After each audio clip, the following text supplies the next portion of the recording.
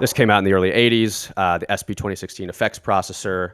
That was really like the first multi-effects unit that we did, and I think maybe that was out on the market in 1982. It had reverbs, it had delays, it had modulation, it had like special effects like a time scrambler, which was just like chopping your audio up into a bunch of different places, like actual granular synthesis, right? But the reverbs were what this was really known for, and it has this pretty cool, unique position control where you can basically change as if you're listening from in the front of the room, right, or like right next to the performer versus the rear of the room. So that's really cool. You know, if you have it on a bus, for instance, and you feel like, oh, this is a little too, diffuse or wet, like you can dial the position back, and it's kind of this really intuitive control for like getting just the amount of ambiance or depth you want. I would love to hear that in action. Yeah, for sure. So yeah, I'll just go ahead and run it 100% wet here so you can see what the position controls do, and then I could dial it back if we want. But yeah, so here's at the front, and then I'll just push it back to the rear. You know what? I'll go ahead and turn the H949 off too so we can really hear what this does.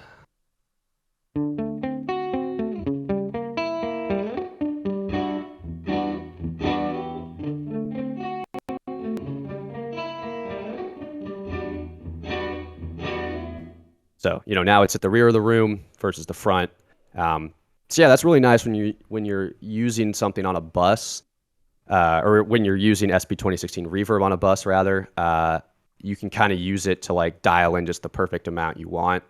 Or if you have it as an insert, maybe have your mix down lower, and like a technique that that engineers have told us that they love is just sort of dialing that position control in like just to where they can hear it, and that's kind of like the perfect amount.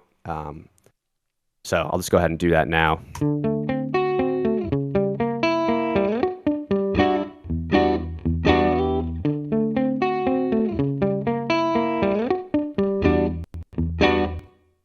So yeah, just kind of getting just the tiniest bit of ambiance and depth of things. So with the tip that you've just given us, which is a really cool tip to know, would you use that even if you have a longer decay on it? Yeah, or absolutely. Okay, I didn't know if you were looking just to create a small kind of what would you call it?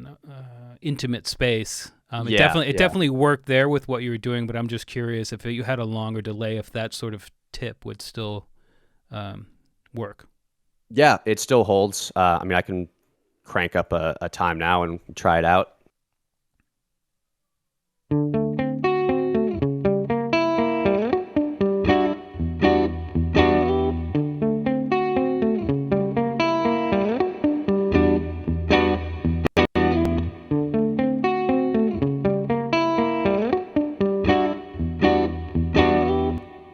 I like it. That still totally works. Yeah, I think too. Obviously, I'm not running a full mix here, but it's really helpful in a full mix when you're adding your reverb and you're just like, oh, it's a little too muddy, or it's a little too, it's just a little too much.